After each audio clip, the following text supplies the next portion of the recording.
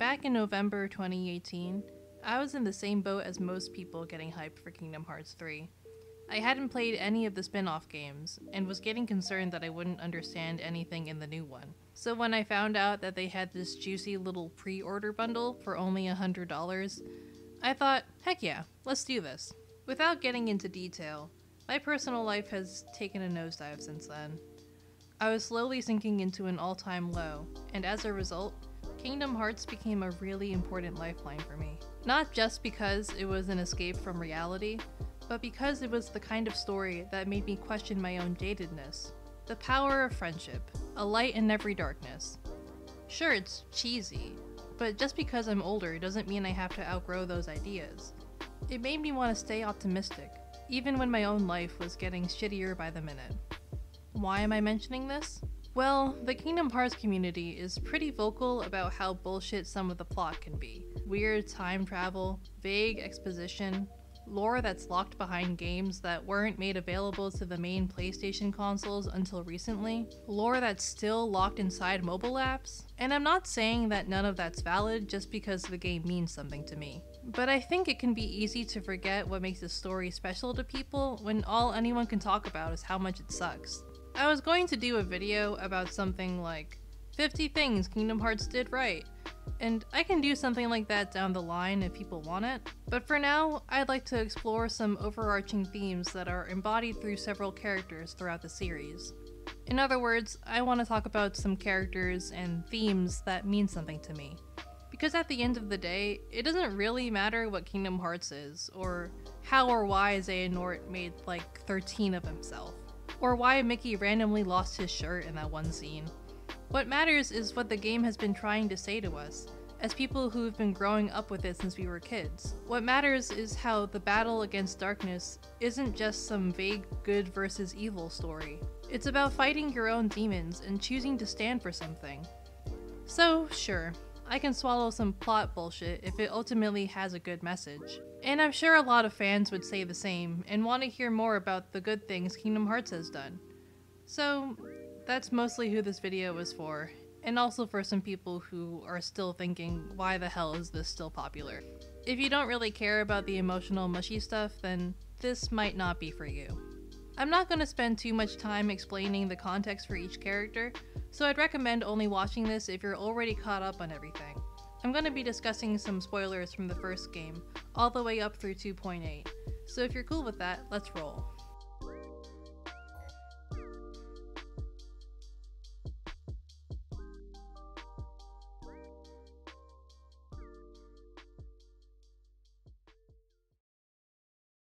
I think it's only fitting that we start talking about Sora by starting with the game that is all about him, despite him never showing up. Maybe it's because I never played 358 Days personally, but I had such a hard time figuring out what the theme of the game was supposed to be. It felt like such a dark message that couldn't possibly have any positive connotation to it. Xion chose to return to Sora, but was it really a choice? Her choices were to be disposed of by the organization, or sacrificed to save Sora. The only real difference was whether the people using her were good or bad. Same goes for Roxas. But maybe that's the point. Sora will find the answer we're looking for. I know he will. Because he's me. You make a good other. Sora is an ideal. A pure-hearted, goofy ideal who decides people are going to be his friend within the first 0.5 seconds of meeting them. He forgives easily, sticks up for others easily, supports his friends no matter what, easily. Even when he's got no idea what the hell is going on, he puzzles through it and ultimately makes the solution feel simple. And maybe after seeing all his memories, learning what he's done, knowing the kind of person Sora is, Roxas and Xion decided that this was the ideal worth dying for, because he's not supposed to be a realistic depiction of what your average human being would do given his circumstances. He's supposed to represent the kind of person we try to be in our everyday lives, the kind of choices we should make. So yes, it sucks that they had to sacrifice themselves, and the normal life they could have led. But at least they died for something, someone they believed in. And that's the cool thing about Sora. He acts as a driving motivation for people to do more than just survive on a day-to-day basis. He makes people want to actively do good things in the world, which is a sentiment I think a lot of people lose as they grow older and more cynical.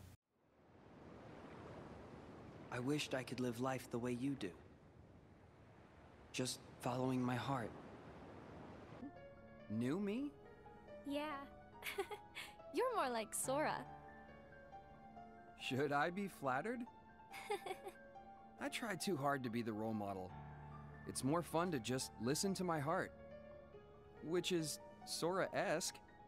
In general, this whole series walks a fine line between idealistic fairy tale designed with a child audience in mind, and optimistic narrative that is occasionally cheesy, but still deep enough to resonate with an adult audience. But if you're looking for something a bit deeper, let's talk about Riku. We step through, we might not be able to come back. We may never see our parents again. There's no turning back. But this may be our only chance. We can't let fear stop us. I'm not afraid of the darkness.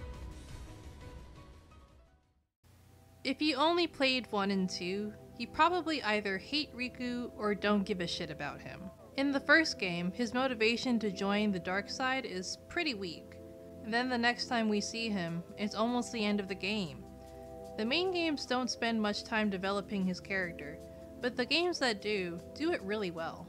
For those of you who haven't played Chain of Memories, Riku's side story shows us a lot about his character that the previous game didn't. Riku is a lot more alone than we might have realized. The only friends he made in the first game were villains who wanted to use him, and he's too ashamed of himself to even think about Kairi and Sora. The rooms in Castle Oblivion taunt him over this, gradually pushing him further and further into darkness. King Mickey tries to help as best as he can, but even he can't keep the darkness away forever. So Riku is at a pretty low point when this scene happens. Make me stronger? Darkness too? Yeah, strength that's yours. The darkness inside your heart, it's vast and it's deep. But if you can, truly stare into it and never try to look away, you won't be afraid of anything again. All this time I've tried to push the darkness away. You've gotta just remember to be brave. Know that the darkness is there and don't give in. If you do that, you will gain strength. The kind that's unlike any other. You'll be able to escape the deepest darkness. And I'll be able to see through the brightest light. Follow the darkness. It'll show you the way to your friends. Can I face them? You don't want to? You know I do. Of course. And I will. With my strength. My dark strength. Up till now, both Riku and the audience had been under the impression that there were only 2 options: kill the darkness or be consumed by it. But when Naminé gives him this alternative, it changes our entire perspective on what light and dark actually mean in this world. It's not just some vague blobby energy, and it's not just good and evil. It's emotions, attitudes, self-hatred versus self-love. When you see it like that, Riku's conflict against the darkness becomes deeply personal. Him controlling his darkness becomes a metaphor for being in charge of your own negative feelings and channeling them into something good. It becomes a metaphor for not letting yourself get absorbed in your own darkness and inflicting it on others, the way villains and even everyday people do. And this moment affects so many other parts of the series. Birth by Sleep demonstrates just how freaking difficult it actually is to control your own darkness, and what happens when you try to repress it instead. DDD proves that controlling the darkness is Riku's strength. It screwed up Xehanort's plans and gave Riku the power he needed to protect Sora. Hell, controlling the darkness is what earned him the title of Master, which is so goddamn poetic for reasons I'll have to explain in the next part of this video. It's time to talk about Terra. Darkness always finds a way into a wounded heart. You have to be strong. Strength of heart will carry you through the hardest of trials. There are some pretty obvious parallels between Riku and Terra. Took the Mark of Mastery exam with their best friend. Check. Had too much ambition that led to internal darkness. Check. Angsted over internal darkness. Check. Met all the Disney villains and helped them out. Check. Got possessed by the bad guy. Check. Ridiculously huge pants. Check. At the same time, there are some obvious differences. Terra never had the nominee speech. In fact, his friends and even his mentor actively wanted him to repress the darkness, purely because they didn't even know that controlling it was a thing. I think that, more than anything, proves just how badass Riku actually is. He's pretty much the first Keyblade wielder to control the darkness and survive getting possessed by Xehanort. And some whatever. But Terra wasn't so lucky. And instead of knowingly working with the darkness and getting a redemption arc later, Terra was constantly getting tricked into working with bad people. So instead of facing one big failure and making up for it in a big way, Terra's little failures kept piling up and he had a hard time making up for it. I know people love to joke about how gullible or stupid Terra is, but that's kind of what happens when you're raised by someone with questionable judgment.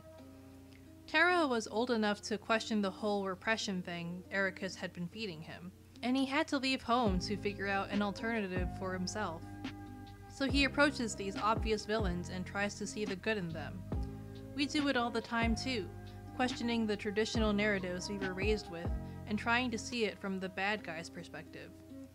But sometimes people disappoint you, even when you give them a chance. And without any real model for how someone could be ambitious, or jealous, or mad, without being swallowed up by those feelings, Terra was left utterly defenseless. Xehanort was right. He was the perfect vessel. That's why the end of DDD is so perfect, though. Even when Riku was a kid, both Terra and Aqua knew that Riku was basically a mini Terra. And despite all that, despite knowing that Riku might succumb to darkness like he did, Terra chose to believe in him, and finally it paid off. Riku resisted Xehanort and remained his own person. He used his darkness to become a master, which Terra and Ericus and Aqua all thought was impossible. Hell, Riku thought it was impossible, and now he's using that power to dive back into darkness and rescue Aqua, and possibly Terra too. And hey, speaking of Aqua, what I wouldn't give to really turn back time. To spend one more night beneath the stars with my best friends. I'm doing it again. I'll admit right now, there are parts of Aqua's story that I wish were written better. I've always found it weird how, to Terra, she's distrustful and disappointed, but when she visits the other worlds, she gushes about how much she believes in him. I was also kind of frustrated that her story was mostly about other characters, and not so much about herself. We don't even see much of a reaction to her learning that Ericus tried to kill her best friend. But once I finally finished the game, I realized that all of it was just setting up for the very end.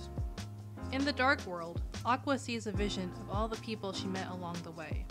Her best friends, obviously, her mentor, and all the Disney characters living happily ever after. Part of that sequence was to show us that she has people she wants to come home to. But it's also meant to remind us that every world had a happy ending. And I don't mean that just in the sense that every Disney princess always lives happily ever after. I mean that Aqua specifically witnessed every happy ending in every world she went to. Sleeping Beauty woke up, Snow White was revived, Cinderella met her prince. Even in Disneytown, Aqua was the only one who was there to claim the Good Citizen prize. All of that was written that way on purpose, so that Aqua would have some hope to hold on to. The hope that there's always a happy ending, no matter how long it takes to get there. Some have interpreted this journey as a take on depression. There are definitely moments that can be read like that. Moments of defeat, desperation, loneliness, anger. I can't say for sure that it translates completely to clinical depression, because I've never had it and wouldn't know how that feels. But I can say for sure This was the kind of message that I personally needed to hear.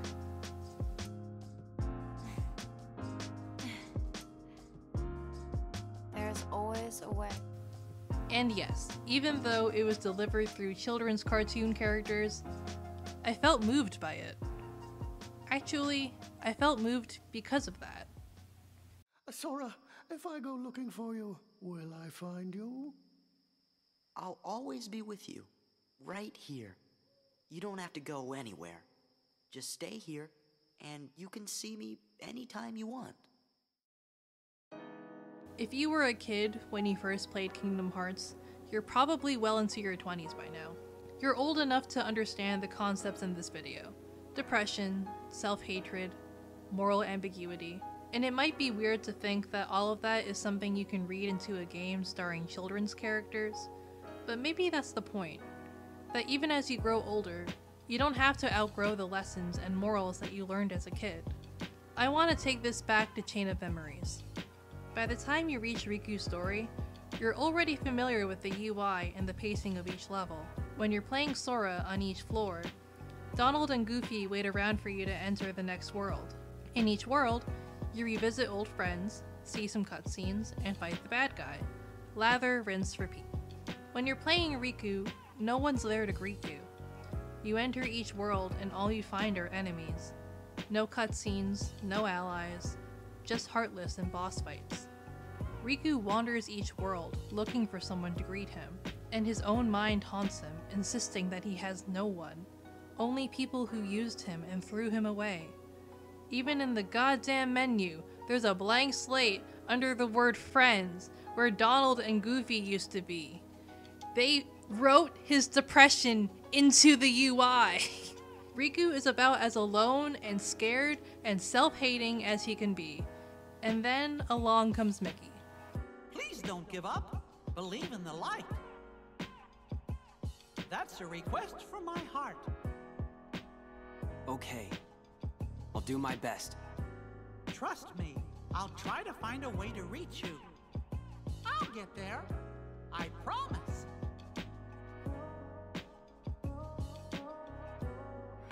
Oh. You're an illusion. Don't worry. We shook hands in our hearts, remember? We're connected, you and me. Guess we are.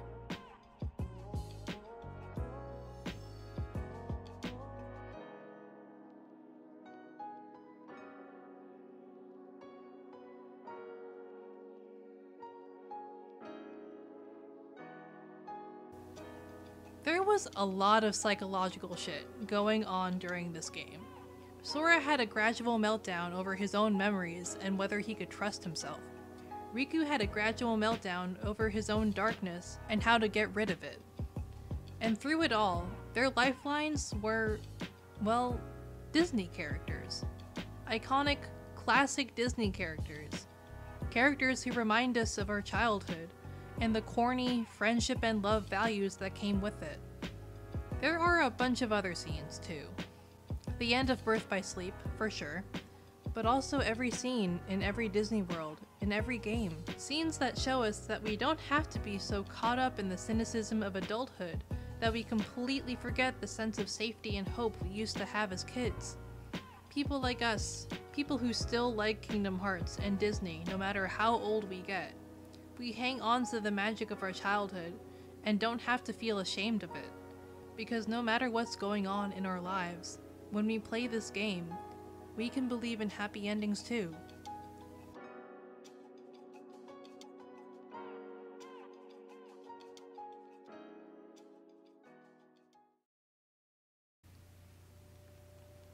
The stuff I talked about today are the things that meant the most to me, as someone who has grown up with the series and needed a little Disney magic in my life. And I know that bringing my personal biases into this isn't very standard for critical analysis. It doesn't make the 13 Xehanorts plot any more logical. And it doesn't change the fact that this series basically requires you to start from the very beginning. It's really hard to just jump right into it, so it might be hard to understand what makes it so special to so many people. But if you're new to the series, This is just one way the games might be special to one particular person. And if you're not, then I hope this video encouraged you to speak out more about what made you like the game in the first place. I really feel like the Kingdom Hearts community needs a bit more positivity, no matter how good or bad the next game is. In any case, thanks for sticking through to the end, and I hope to see you in the next one.